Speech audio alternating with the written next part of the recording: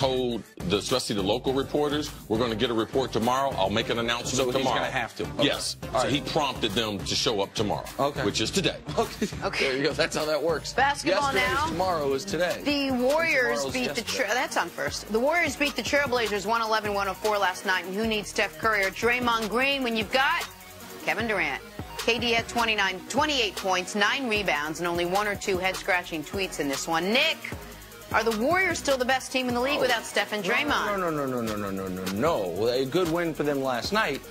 With the way the Houston Rockets are playing, the Warriors might not be the best team even with Steph and Draymond. But no, they are. When you have Kevin Durant, you are going to have the best player on the court in every game you play unless you're playing the Cavs. So they're still a really good team, but they're not the best team without those two guys. Yeah, Durant is amazing. And to me, one of the most underrated players of this era will be Klay Thompson. Like, he will go away, and people be like, man, we forgot how good he really was because of Curry and because of Draymond and because of KD. But if the Warriors were the best team without Curry and Draymond, we wouldn't be watching the season. Like, we really wouldn't. No, there's going to be plenty of competition coming for the Warriors. And Klay Thompson, you hear that, a man who knows it, a Hall of Famer, 130 touchall catches. You know what he's telling you? Dude's a bad Force your way out of there, man. Oh, don't ask for a trade. Don't listen to Milwaukee would love to have you, Klay. All right, Nick Wright, if the Warriors aren't the best team, perhaps the Rockets? They won their 10th straight game, beating the Pelicans 130-123. James Harden scored 26 points, dished out 17 assists. How many in the first half? 14. 14 in the first half. Houston hasn't lost since Chris Paul returned from injury. All right, so now, Nick, let me ask this. Could the Rockets be the best team in the West? Yeah, apologize for kind of stepping on this a little bit in the previous one. Right now, absolutely. Right now, the Rockets have the best record in the Western Conference. They have the league MVP right now in James Harden. And there's been no adjustment time for Chris Paul and James Harden getting together. Props to Mike D'Antoni. I thought eventually it would work. I thought early on, 2 guys, both point guards need the ball in their hand. No. It's been awesome. I'm a little disappointed, though, last night, CC. I thought Scott Skiles' record could go down. That 30 assists in a game that's been held for 30-plus years, I thought Harden had a chance to go get it with 14 in the first half, but he didn't get there, obviously. Chris Paul, they've been amazing, the team with him in the lineup. I think they're 11-0 with Chris Paul being in the lineup. His role is a lot different. We never thought there could be a team that could outshoot Golden State. Well, here come the Houston Rockets, because that's what they do. Is there a team that can match them? Yes, Houston is that team. And the James Harden combination with Chris Paul at the guards, they would give the Warriors fits. Yeah. So that's an interesting combination as we get later into the season. Love to see that in the Western Finals. Shout out to Daryl Morey. And finally, Cece, this is a good story for you. Fansided.com is releasing its annual Fandom 250 list, which is basically they rank the world's best fans, any fans from any platform. And just for reference, you guys know what we're talking about. For example, Game of Thrones fans, they came in at number 2. Taylor Swift fans came in at number 10. Hopefully she'll be able to shake that off. And Fansided is letting us reveal this year's winner. You ready for it? Number 1, Ohio State fans. Number 1. CC, not surprised. What makes Ohio State fans so special, Chris Carter? This is amazing. Yesterday at my house, I got a box of Chris Carter Ohio State T-shirts from a guy, Homage. They make these shirts. And I was like, man, I went to school over 30 years ago. So, as Urban Meyer says, it's not a 4-year commitment or 5-year commitment. It's a 40-year commitment. The Buckeye fans, they are amazing. But I do have to put a little disclaimer. That's my man, Buckeye Man, right there, a good friend of mine. We are the best fans, but we not real good at losing. So we ain't real good at losing, man. We ain't really good at the losing part. I had the pleasure. We all got to go to Ohio State with Chris for the Penn State game. But day of the game, Chris and I made a long pilgrimage, like cut through campus. And what was amazing to me about the fans there, and I went to a school with some good history, and basketball mostly in Syracuse.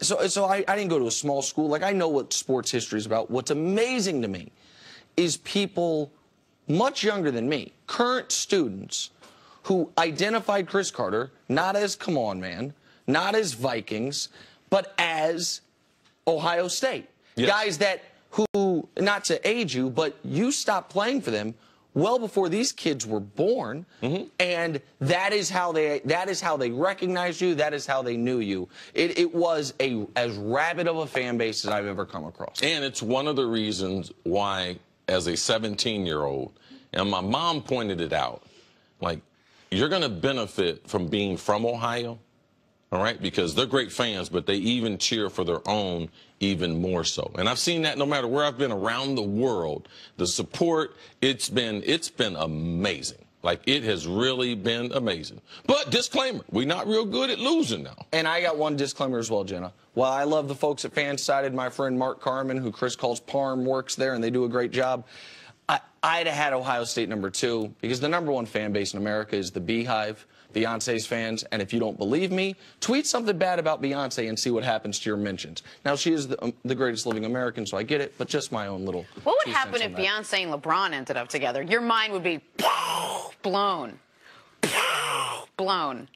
They're both happily married people to other great people. I don't know why you talk bad about Savannah and Jay-Z like that, but let's move on.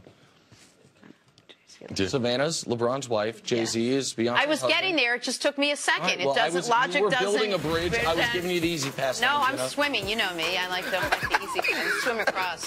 Moving on. It would be a powerhouse. It is a rocket pack on its back. Goodness gracious, that lug would have some boom. That's a boom boom. It would have some junk in its trunk. It has been quite a recent stretch for the Ball family. All right.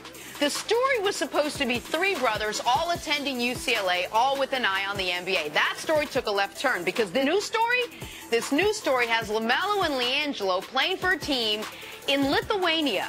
They aren't even playing for the good team in Lithuania. They're essentially playing in the Lithuanian minor leagues. Also, the coach doesn't speak English and the club doesn't practice because there's not enough money. What? CC. Please enlighten me. Can any good come of this for LiAngelo and LaMelo? Well, if you're a soccer player, you can go abroad. And that's probably the best training that you can get in the world. I'll give it to soccer. But tennis, golf, basketball, football, baseball, all those athletes from all around the world, you know where they go to train? South Florida. Right here. Yeah.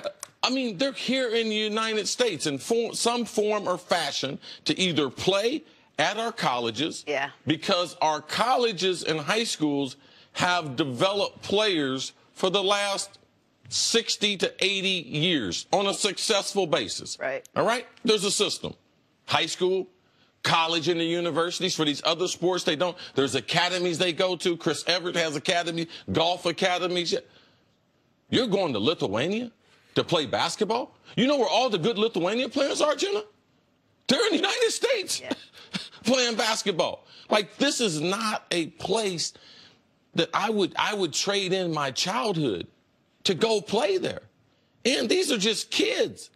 Like, kids cannot play against grown men. There's always this argument, oh, Jadeveon Clowney, he could have been the first guy to come from high school to the pros. He didn't even do good coming from college to the pros. Like, you don't want kids playing against grown men. I mean, this is an awful league. It's a very, very small place. From a culture standpoint, what do they learn? They live with their dad. They don't have any practice, so they work out with their dad all the time. The dad's not even going to live there full time. Oh, really? So he's going to sentence them there, and that he's not even going to go there with them. Why? Why did he pick that team? Is that the only team that wanted him? Well, so listen, you had to find a league where they'd let them play together, and that they'd take on a 16-year-old child.